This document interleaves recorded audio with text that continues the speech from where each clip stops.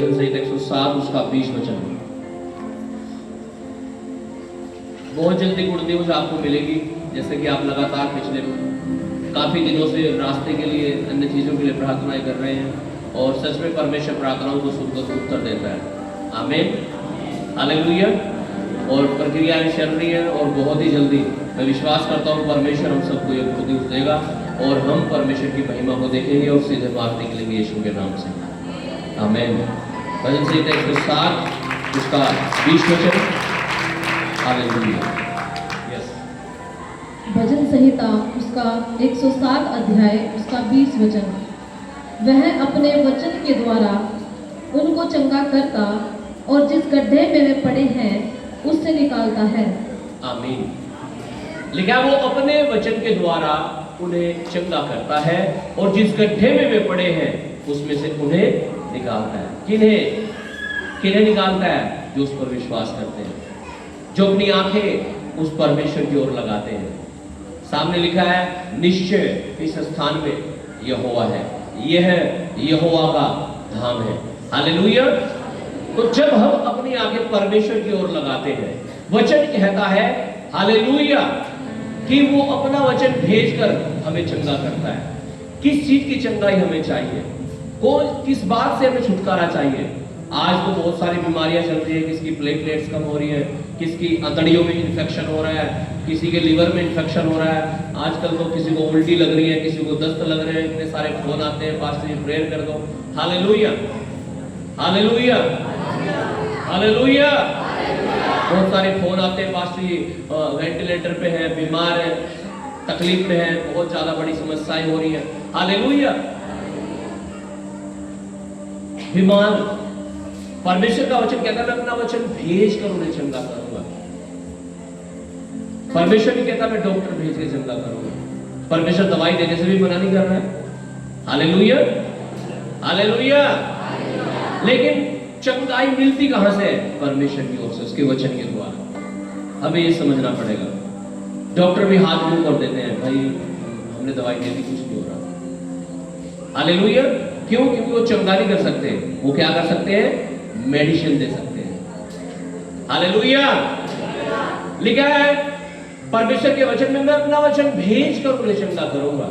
और परमेश्वर अपना वचन कब भेजेगा हमारे जीवन में? जब हम उससे प्रार्थना करेंगे, जब हम अपनी आंखें उसकी ओर लगाएंगे। आज मुझे और आपको अपनी आंखों को परमेश्वर की ओर लगाना है। आमीन। और वो अपने वचन को भेजकर आपको चंगा करेगा। और जिस गड्ढे में आप पड़े हैं, चाहे वो बीमारी का है, कर्जे का है, श्रापों का है, पापों का है, कैसा भी क्यों नहीं है, वो आपको बाहर निकालेगा, आपको ऊंचे पर खड़ा करेगा, आपको महिमा देगा। ये अब यहाँ 30 अध्याय उसका 17 वचन हम पढ़ेंगे। हालेलुया। यह यहाँ उसका 30 अध्याय और उसका 17 वचन हम जल्दी से पढ़ेंगे। हालेलुया। आज हमें अपने मनों को परमेश्वर की ओर लगाना है। हालेलुया। और परमेश्वर के वचन में लिखा है जितनों ने उसकी ओर देखा है उसने उनके मुंह कभी काले और लज्जित नहीं होने दिए। लिखा उन्होंने ज्योति पाई। हमें भी अपनी हर बात के लिए परमेश्वर की ओर देखना है, उससे प्रार्थना करनी है। 1 घंटे प्रार्थना से कुछ नहीं होगा, 2 घंटे करो। हालेलुया। हर संडे चर्च में आना शुरू करो, अपना दशमांश देना शुरू करो, बाइबल पढ़ना शुरू करो। हर एक वचन जो लिखा है उसे मानना शुरू कर दो। बिल्कुल होगा, 100% रिजल्ट आएगा यीशु मसीह के नाम से आपके जीवन में। पढ़िएगा वचन 30-17 यिर्मयाह की पुस्तक उसका 30 अध्याय उसका 17 वचन। मैं तेरा इलाज करके तेरे घाव को चंगा करूंगा, यहोवा की यह वाणी है। लिखा मैं तेरे घाव का इलाज करके उसे चंगा करूंगा। कह रहा मैं तेरा इलाज करके तेरे घाव को चंगा करूंगा। आमीन। मुझे नहीं पता आपको किस तरह के ट्रीटमेंट की आवश्यकता है आपके जीवन में। शायद आप नशे से बाहर नहीं आ पा रहे, व्यभिचार से बाहर नहीं आ पा रहे, कर्जों से बाहर नहीं आ पा रहे हैं। शायद आप लड़ाई झगड़ों से बाहर नहीं आ पा रहे हैं, शायद आप बीमारियों से बाहर नहीं आ पा रहे हैं, शायद आप दुष्ट आत्माओं से बाहर नहीं आ पा रहे हैं, शायद आपके जीवन में अशांति है, आपके घर में लड़ाई झगड़े हैं। मुझे नहीं पता किस तरह के इलाज की आपको आवश्यकता है, लेकिन आज परमेश्वर का वचन कहता है मैं तेरा इलाज करके तेरे घाव को चंगा करूंगा। आज अपने आप को परमेश्वर के हाथों में समर्पित कर दो और उस परमेश्वर से कहो परमेश्वर मेरा इलाज करके मेरे घाव को चंगा कर दे। उस तकलीफ को दूर कर दे मेरे घर से, मेरे मन से, मेरे जीवन से, मेरे परिवार से, मेरे कामकाज से, मेरे बिजनेस से, मेरे रोजगार से, ताकि परमेश्वर मैं तेरी महिमा को देखने पाऊं। और सचमुच परमेश्वर उस घाव को चंगा करेगा और आपका इलाज करेगा। बहुत सारे लोग इलाज के लिए डॉक्टर्स के पास जाते हैं, बहुत सारे लोग इलाज के लिए अन्य जगहों में जाते हैं।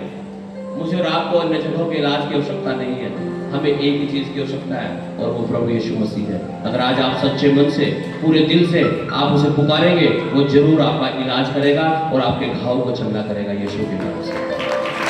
यूहन्ना रचित सुसमाचार उसका 11 अध्याय और उसका वचन 1, जॉन चैप्टर 11 वर्स 1, यूहन्ना 11 का 1 और 2। यूहन्ना की पुस्तक उसका 11 अध्याय उसका 1 वचन से, मरियम और उसकी बहन मार्था के गांव बेतनिय्याह का लाजर नामक एक मनुष्य बीमार था। यह वही मरियम थी जिसने प्रभु पर इत्र डालकर उसके पांव को अपने बालों से पोंछा था।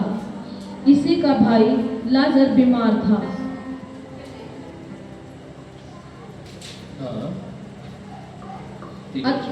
अतः उसकी बहनों ने उसे कहला भेजा, हे प्रभु, देख, जिससे तू प्रीति रखता है वह बीमार है।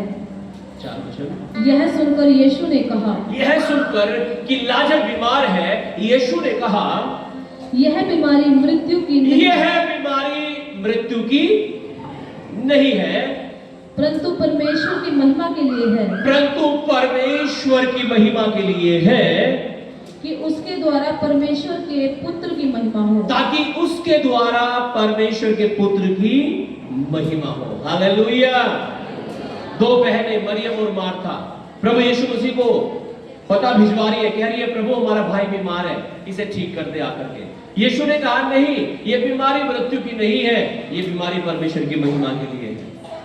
बहुत बार मेरे और आपके जीवन में तकलीफें आती है, समस्याएं आती है, बीमारी आती है। वो इसलिए नहीं आती कि आप उनमें मर जाएं, वो इसलिए नहीं आ रही कि आप उनमें डूब जाएं, वो इसलिए नहीं आ रही है कि आप उनमें अपने विश्वास को खत्म कर दें, वो आपको नाश करने के लिए कतई भी नहीं आ रही है। वो इसलिए आ रही है ताकि परमेश्वर की महिमा को आप देख सकें। हम परमेश्वर की महिमा को कब देखेंगे? एक व्यक्ति गरीब है, और ज्यादा गरीब हो गया, और ज्यादा कर्जों में हो गया। एक व्यक्ति बीमार है, और ज्यादा बीमार हो गया। इससे क्या महिमा होगी प्रभु की? वो बीमार व्यक्ति सोचेगा, वो कमजोर व्यक्ति सोचेगा, वो कर्जे में व्यक्ति सोचेगा, ये तो और कर्जा बढ़ गया। यीशु मसीह कह रहे हैं, ये बीमारी मृत्यु की नहीं है, ये परमेश्वर की महिमा के लिए है। आगे जब वो वचन को पढ़ते हैं, आप पढ़ेंगे, लिखा लाजर मर गया। क्या हो गया? लाजर मर गया। हालेलुया। और जब यीशु को यह बात पता लगी कि लाजर मर गया, लिखा यीशु फिर बेतनिय्याह में वापस आया, उस जगह में वापस आया, उन दोनों बहनों के पास वापस आया जब वो मर गया। जो वो बीमार था, यीशु मसीह कह रहा है बीमारी जो है ये मौत के लिए नहीं है, अब मर गया। लेकिन यीशु वहां आ गए। बहुत सारी तकलीफें हमारे जीवन में हमें नष्ट करने के लिए लगेगा कि मुझे खत्म करने के लिए आ रही है, ये तकलीफें मुझे खत्म कर देंगी, ये कर्जे मुझे खत्म कर देंगे, ये व्यभिचार, ये नशा, ये तकलीफें, ये दुष्ट आत्माएं मेरा नाश कर देंगी। ऐसा नहीं होने देगा परमेश्वर। आपको यकीन होना चाहिए, परमेश्वर के वचन में लिखा है, जैसे कुम्हार के हाथ में मिट्टी होती है, परमेश्वर कहता है ऐसे तू मेरे हाथ में है। पिछले संडे हम वचन को सुन रहे थे, परमेश्वर के वचन में लिखा था, एक मां भूल सकती है, एक मां छोड़ सकती है, एक मां त्याग सकती है, परमेश्वर कहता है मैं तुझे कभी नहीं भूल सकता। वो हमसे बेहद प्रेम करता है। फिर क्यों परमेश्वर लेट कर रहा है लाजर के पास आने के लिए? किस लिए? ताकि परमेश्वर की महिमा हो। मेरे प्रियो, कई बार आपकी प्रार्थनाओं के उत्तर नहीं आ रहे हैं, कई बार आपके मसले हल नहीं हो रहे हैं, कई बार आपकी रिपोर्ट सही नहीं आ रही है, कई बार आपके कर्जे खत्म नहीं हो रहे, कई बार आपकी समस्याएं जो के तो बनी है। इसलिए नहीं कि आप मर जाएं, बल्कि इसलिए ताकि परमेश्वर की बड़ी महिमा को आप देखने पाए यीशु के नाम से। उन समस्याओं को देखकर, उन तकलीफों को देखकर आपको अपने विश्वास को कम नहीं होने देना है। आपको अपने विश्वास को और बढ़ाना है, अपनी प्रार्थनाओं को और बढ़ाना है, और ज्यादा संगति करनी है।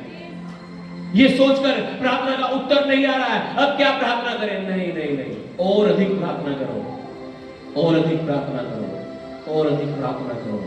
रिजल्ट आएगा, और 100% आएगा, और यीशु मसीह के नाम से आएगा। पता क्यों आएगा? क्योंकि जिंदा खुदा है हमारा। हालेलुया, हालेलुया, आमीन। रिजल्ट इसलिए आएगा क्योंकि मेरा और आपका परमेश्वर जिंदा परमेश्वर है। हालेलुया, वो पवित्र परमेश्वर है, जो उसे पुकारते हैं वो उनकी सुनकर उत्तर देने वाला परमेश्वर है।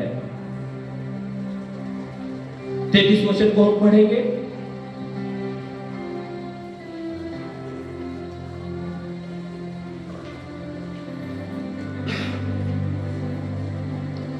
जब यीशु ने उसको और उन यहूदियों को जो उसके साथ आए थे रोते हुए देखा, तो आत्मा में बहुत ही उदास और व्याकुल हुआ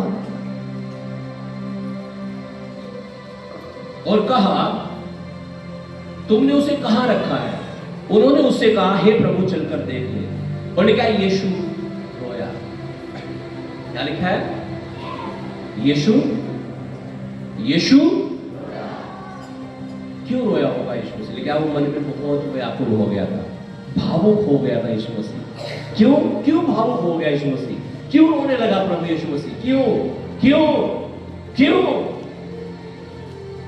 आप क्या सोचते हैं? जब आपको तकलीफ हो रही तो आपको ही हो रही है वो? जब आप रो रहे हैं तो कोई नहीं देख रहा है आपको? जब आप दुखी है तो बस आप ही दुखी है? क्या ऐसा है क्या? नहीं, यीशु मसीह भी दुखी है। क्या वो रोया? पहली बार ये वर्ड हम बाइबल में पढ़ते हैं कि परमेश्वर रोया, यीशु रोया। क्यों रोया? क्योंकि कोई दुखी है। क्यों दुखी है? कोई गुजर गया उसका, कोई मर गया। Hallelujah, hallelujah. जब मैं और आप दुखी होते हैं, परमेश्वर भी दुखी होता है। वो हमें कभी नहीं छोड़ता, वो हमें कभी नहीं त्यागता। कई बार हमें लग सकता है हमारे जीवन में कि मैं बहुत दुखी हूं, मेरा कोई नहीं है, मेरी कोई केयर नहीं कर रहा है, मुझसे कोई बात नहीं कर रहा है, मेरी तरफ कोई देख नहीं रहा है। मेरे प्रियो, मैं कह रहा हूं, परमेश्वर कहता है, मैं तुझे कभी ना छोड़ूंगा, मैं तुझे कभी ना त्यागूंगा, मैं हमेशा सदा सर्वदा युगान युग तेरे साथ हूं।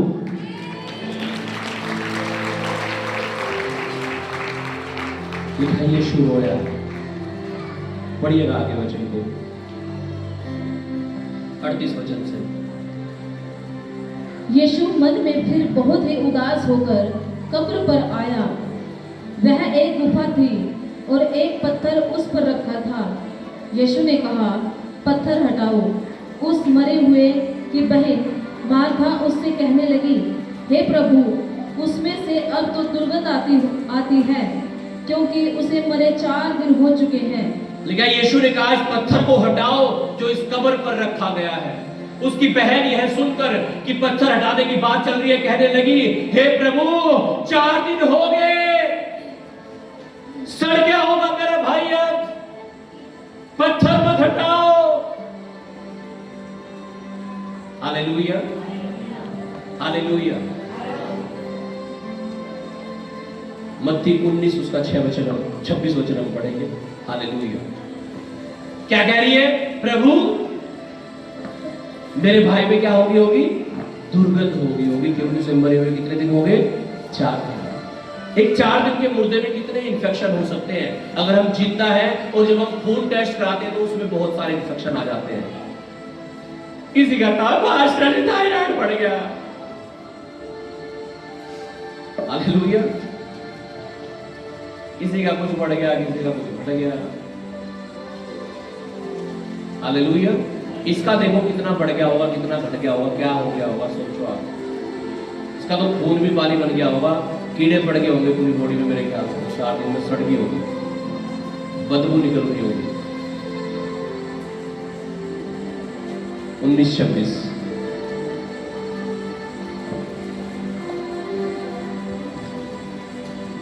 यीशु ने उनकी ओर देखकर कहा, हाँ, मनुष्यों से तो यह नहीं हो सकता, मनुष्य से तो ये नहीं हो सकता, परंतु परमेश्वर से सब कुछ हो सकता है। परंतु परमेश्वर से हो सकता है, क्योंकि परमेश्वर से क्या हो सकता है?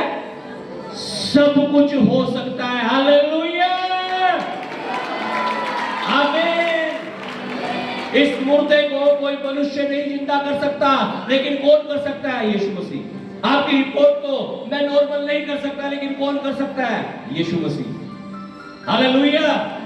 आपकी बीमारी को मैं चंगा नहीं कर सकता, कौन कर सकता है? यीशु मसीह। तो क्यों ना आज अपनी आंखें यीशु की ओर लगाएं, क्यों ना आज अपने मन को खोलकर, अपने मुंह को खोलकर यीशु को पुकारे और उसे कहें आज मुझे छू ले। आमीन। और जब आप उसे पुकारेंगे, यिर्मयाह 33:3 में लिखा है, मुझसे प्रार्थना कर और मैं तेरी सुनकर तुझे उत्तर दूंगा। आज विश्वास करो, आज बिलीव करो, जब आप परमेश्वर को पुकारोगे, वो आपकी सुनकर आपको उत्तर देगा। और इन्फेक्शन चाहे कैसे भी क्यों ना हो, कर्जे चाहे कैसे भी क्यों ना हो, तकलीफें चाहे कैसे भी क्यों ना हो, मैं कह रहा हूं आज परमेश्वर उन्हें बदलने जा रहा है यीशु के नाम में। मैं कह रहा हूं चाहे वो असंभव भी हो। 4 दिन के मरे हुए में सोचो आप कितनी दुर्गंध हो रही होगी, कितनी तकलीफ हो रही होगी, कितने इन्फेक्शन हो रहे होंगे। अगर यीशु उन्हें बदल सकता है एक जीवित शरीर में, उस 4 दिन के मुर्दे को, तो आपकी रिपोर्ट को भी बदल सकता है यीशु के नाम से। वो आपके घर के हालात को भी बदल सकता है, वो आपके जीवन को बदल सकता है, वो आपकी लाइफ को बदल सकता है। मैं कह रहा हूं वो आपके लाइफ के हर हिस्से में जहां तकलीफ में है, उसे बदलने की सामर्थ्य रखता है। आज विश्वास के साथ उसके सब होगा। यीशु ने उनकी ओर देखकर कहा, मनुष्य से ये नहीं हो सकता, परमेश्वर से हो सकता है। क्यों? क्योंकि परमेश्वर से सब कुछ हो सकता है। सब कुछ, सब कुछ। आपका पति, आपकी पत्नी, आपके बच्चे, आपके माँ बाप, आपके कर्जे, आपकी बीमारियां, आपकी तकलीफें, दुष्ट आत्माएं, बच्चा नहीं हो रहा, सब कुछ, सब कुछ, एवरीथिंग, सब कुछ, सब कुछ। हालेलुया, हालेलुया, आमीन। 40 वचन से पढ़िएगा। यीशु ने उससे कहा, यीशु ने उससे कहा, क्या मैंने तुझसे नहीं कहा था, क्या मैंने तुझसे नहीं कहा था कि यदि तू विश्वास करेगी, यदि तू विश्वास करेगी, यदि तू विश्वास करेगा, तो परमेश्वर की महिमा को देखेगी। तो परमेश्वर की महिमा को देखेगी, परमेश्वर की महिमा को देखेगा। हालेलुया। आज यीशु मसीह आपको और मुझको भी यही कहता है, मेरे बेटे, मेरी बेटी, यदि तू विश्वास करेगा, करेगी, तू परमेश्वर की महिमा को देखेगा, देखेगी। आमीन। आप तैयार है विश्वास करने के लिए? जी पढ़िएगा लास्ट वचन। तब उन्होंने उस पत्थर को हटाया। हाँ, यीशु ने आंखें उठाकर कहा, हाँ 44 वचन पढ़िएगा, 43 वचन। यह कहकर उसने बड़े शब्द से पुकारा, हे लाजर निकल आ।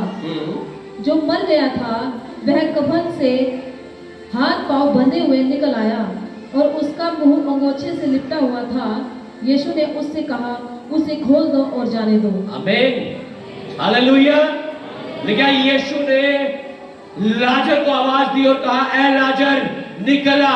लेकिन वो 4 दिन का मरा हुआ जीवित होकर उनके बीच में आ गया। बहुत सारे लोग तो डर के भागे होंगे। Hallelujah, hallelujah, hallelujah. पता है क्यों ऐसा हुआ? पता है क्यों ऐसा हुआ?